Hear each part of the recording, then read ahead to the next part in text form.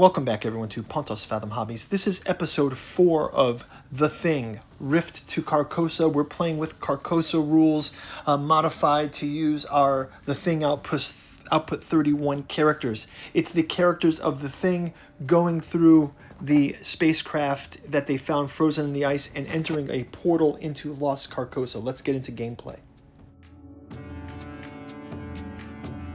Okay, entering episode 4, quick recap of round 3. We are playing with the Carcosa rules for our Thing Rift to Carcosa.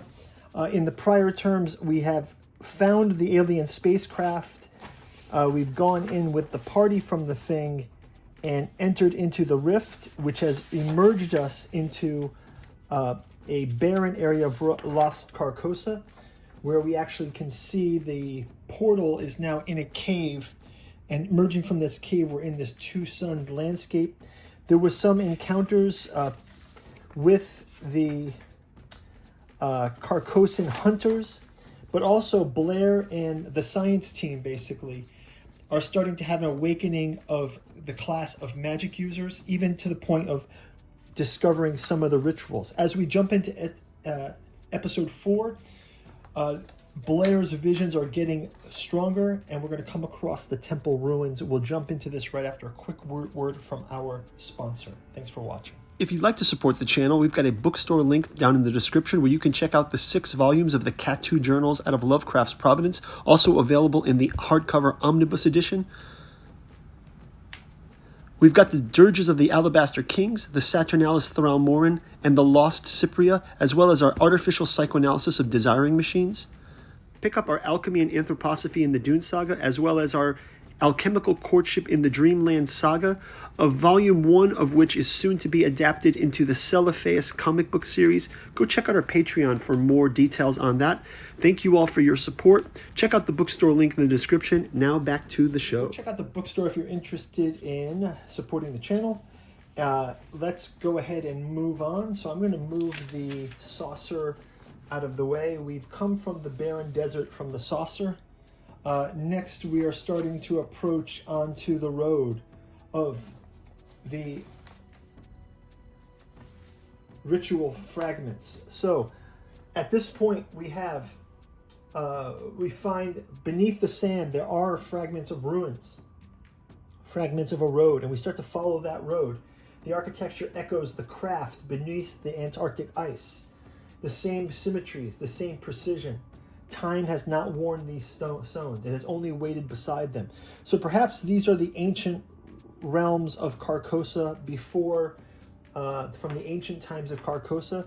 Either way, we're moving toward this Carcosa area with the full team. We do have a magic user class emerging, and on the way to this road,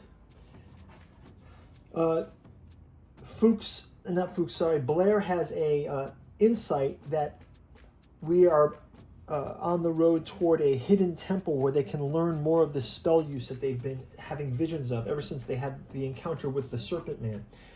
Blair also used the blood of one of the Carcosan hunters that they had slain to pay the tithe that is needed for that spell to take place.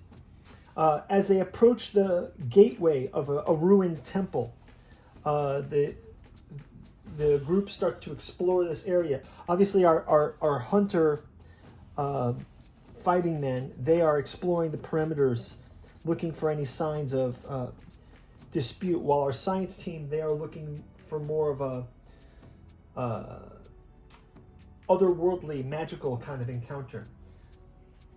One of the other components as they enter this temple ruins is there's a number of different halls. So there's as they break up into different teams, some will be looking at the mural room. Other ones are discovering the dungeon crawl. For example, Fuchs is looking at deciphering some of these codes that come up. Fuchs is seeing something that of a biological nature. Within the temple chamber, there's uncovering markings that respond to the touch. Fuchs reads aloud without knowing how he understands them. Cooper studies the etchings and realizes they describe a kind of anatomy, not of a man, but of something ancient. and Blair is calculating alignments between the stars that no longer exist in the sky. Everyone's having their own encounter. So first off, there's a kind of psychogeographic corruption taking place here. And let's do a roll for each character as they come into this. So we'll start out with MacCready. As MacCready is walking around, he sees a silent procession of masked figures passing by. They don't acknowledge them, but they're exiting the temple area. And as MacCready speaks to them, they just ignore him. He does need to roll a test. And he's able to pass it. If he fails this test, he would have joined the procession that's leaving this. So this group is having a procession with them. We also have Clark. Clark is going to come across an encounter. Clark rolls. So Clark, as he's doing his exploration, he comes across a mirror where he sees the future in it. He sees the party dead in the mirror. He sees the past where his dogs are still alive. And he's also seeing some of the party members missing, as if they've gone missing. So he's going to roll on the mutation table. And, okay, he doesn't touch the mirror, but he is cautious about what it can mean. Next up, there is Norris, the geologist, will roll an encounter. Norris comes across, as he goes to the side of the temple between the streets, he sees a street of living statues. So as he's walking, again, he had a sense of something watching him before. This time he sees a statue change positions, another one's face resembling a party member. He sees that it resembles the face of, the face of Bennings. So again, is this the alien technology of shapeshifters that they've encountered in the Thing? Is the Thing a creature from this Carcosa world? Is it from another world that Carcosa interfered with? We don't know. Next up, Blair. Blair is going to come across the inverted shrine. So it's a shrine, but everything is upside down as Blair enters this inverted shrine. He sees a spell fragment carved into bone. And he's going to roll as he studies this. He does get a mutation. So now Blair is able to understand the blood rituals and sense which ones require blood and which don't. So Blair is slowly shifting to a kind of more chaotic driven. He's thinking, I need blood of one of the teammates in order for this to happen. So he is now a suspect for that. Let's go on to the next one. We'll have,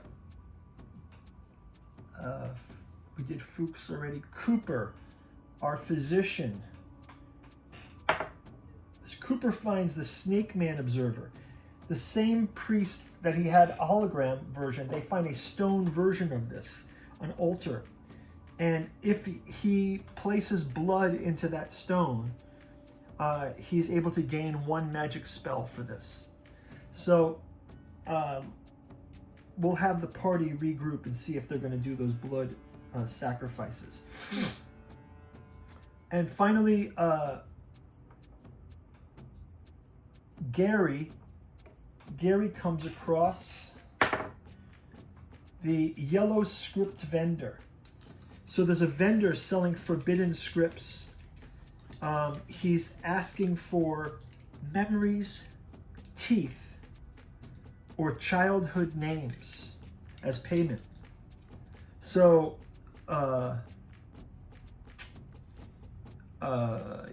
Gary is going to roll a test, and he gives a childhood memory of his in exchange for some of these scroll fragments that he's going to share with with Cooper later.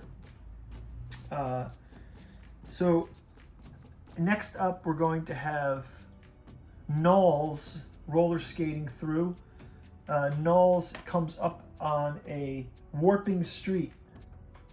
So as Knowles comes up, it's looping, recursive, even moving up and down. So he's come across like a spatial distortion in the street. Next up, Childs. McCready, Clark, Childs, Gary. He wanders into this domed temple area. And there are yellow cultists here, actually summoning some kind of incantation. He calls for Blair to come see. So Blair comes and joins him. And Blair is able to witness this lesser summoning. It's a memory of lost Carcosa. And they'll make a roll to see if they interrupt it. They don't interrupt it. So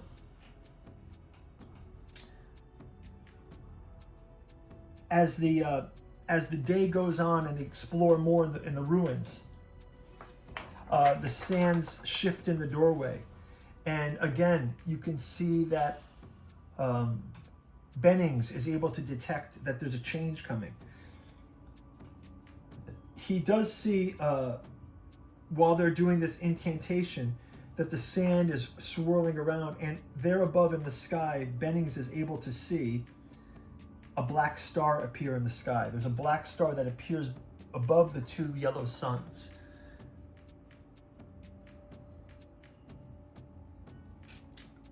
We attempt only a fragment, a minor invocation. The air thickens in response, is what the cultists are saying.